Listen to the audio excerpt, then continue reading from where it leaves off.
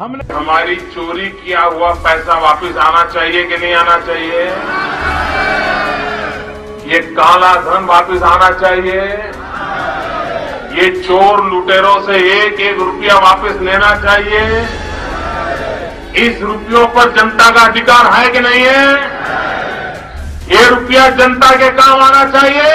ये जो चोर लुटेरों के पैसे विदेशी बैंकों में जमा है ना, उतने भी हम रुपये ले आए ना, तो भी हिंदुस्तान के एक एक गरीब आदमी को मुफ्त में 15-20 लाख रुपए यूं ही मिल जाएगा। कितने रुपये? 15-20 लाख रुपए यूं ही मिल जाएगा। देखिए, ये जुमला है। किसी के अकाउंट में 15 लाख रुपया कभी नहीं जाता, वो उनको भी मालूम है और आपको भी मालूम है और देश की जनता को भी मालूम है। ये भाषण देने का एक तरीका है, एक जुमला है। किसी के बैंक अकाउंट में कभी पैसा नहीं जाता। वो देखो, कौवा कान काट कर उड़ गया। कौवा कान काट कर उड़ गया और कुछ लोग कौवे के पीछे भागने लगे। अरे भाई, पहले अपना कान तो देख लीजिए कि कौवा काट गया कि नहीं।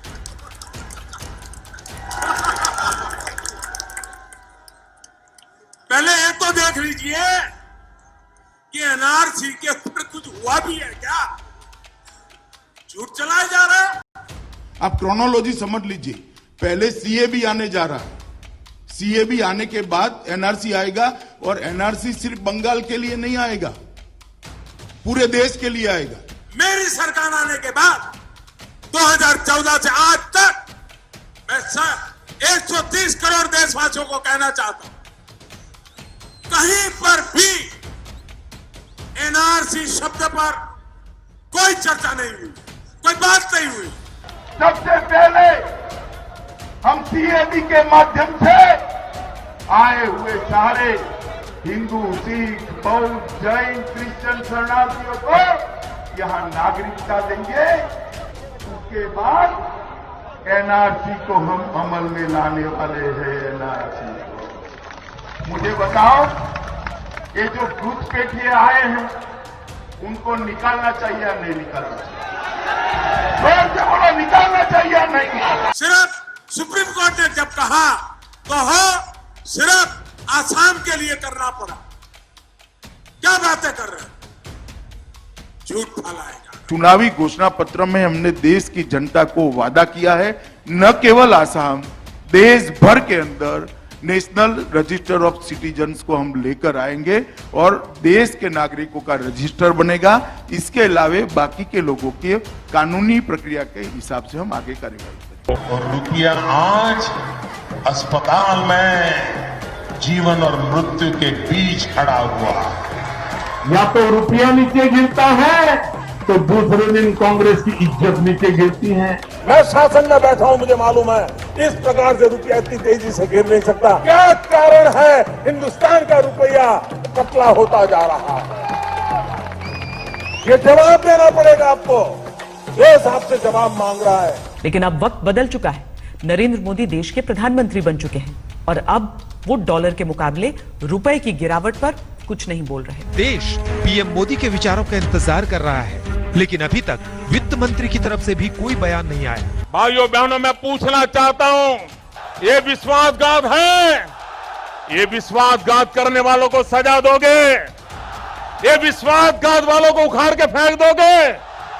चुन चुन के साफ कर दोगे? कहा है कि हम सरकार में आएंगे तो किसान को जो लागत लगती है खेती करने में, उसका जो इनपुट कॉस्ट है,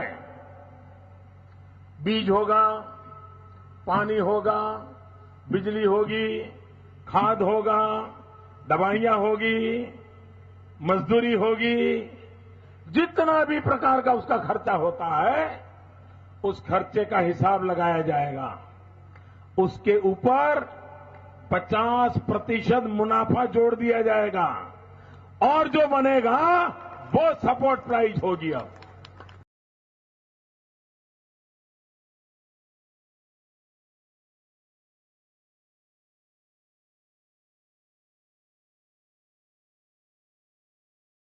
जो छोटे छोटे किसान हैं, भाजपा की सरकार बनते ही इन छोटे किसानों का कर्ज माफ कर दिया जाएगा।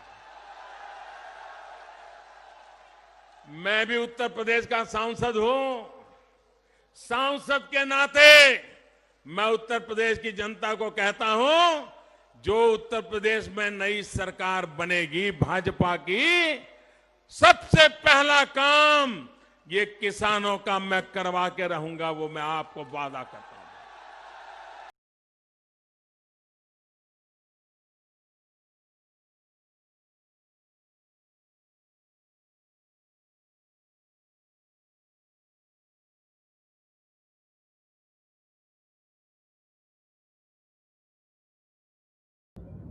अगर कभी मुझे पता चल जाता है कि टूरिस्टों की एक बस खाई में गिर गई तो आप हैरान हो जाएंगे। मैं रात देर तक फोन करता रहता हूँ कि भाई उन लोगों का क्या हुआ, निकाला नहीं निकाला, अस्पताल पहुंचाया नहीं पहुंचाया। तो ये मेरे स्वभाव का हिस्सा है, मेरा कमिटमेंट है। और मैं कैसे सो सकता हूँ जी? सच में ना आप सोते हैं ना सोने देते हैं। मैं किसी को जगाता नहीं हूँ। अगर कोई सो नहीं पाए तो उनकी मजबूरी है। मोदी जी, इसी से जुड़ा हुआ सवाल इसलिए, आप कह रहे हैं कि अगर किसी का एक्सीडेंट हो जाए यात्रियों से भरी गाड़ी का, तब भी मैं सो नहीं पाता हूँ। लेकिन जब पुलवामा में शहीद हुए थे तब आप पर बहुत गंभीर आरोप लगे और ये कहा गया कि आप जिम कॉर्बेट में लगातार शूटिंग करवाते रहे। सच्चाई बताइए ना मोदी जी। कोई ऐसे आरोप पर भरोसा नहीं करेगा जी, कोई भरोसा नहीं करेगा जी। आप क्या बात करते हैं? मुझे बहुत दुख होता है जब ऐसी बातें करते हैं। गोलमाल है भाई, सब गोलमाल है, गोलमाल गोलमाल गोलमाल है, सब गोलमाल है।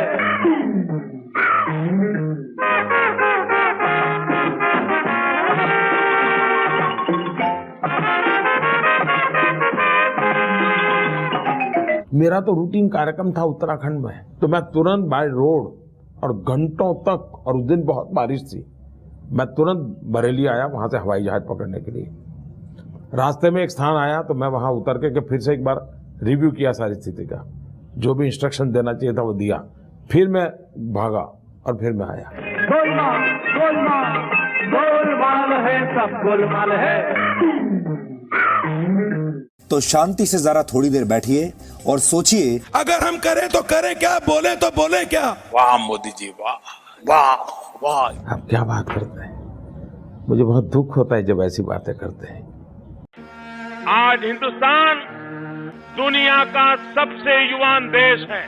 65% जनसंख्या 35 साल से कम उम्र की है, लेकिन देश के नौजवान बेरोजगार बैठे हैं। बेरोजगारी का स्तर बढ़कर 6.9% हो गया है। यह आंकड़ा 2 साल के सबसे ऊंचे स्तर पर है। एम्प्लॉयड लोगों की संख्या में करीब 2.4% की गिरावट है और नौकरी की तलाश कर रहे बेरोजगारों की संख्या लगभग दोगुनी हो गई है। खुद श्रम मंत्रालय की रिपोर्ट ही सरकार के फैसलों पर सवाल खड़े करती है। श्रम मंत्रालय की रिपोर्ट के मुताबिक मोदी सरकार नई नौकरियां देने में नाकाम रही है।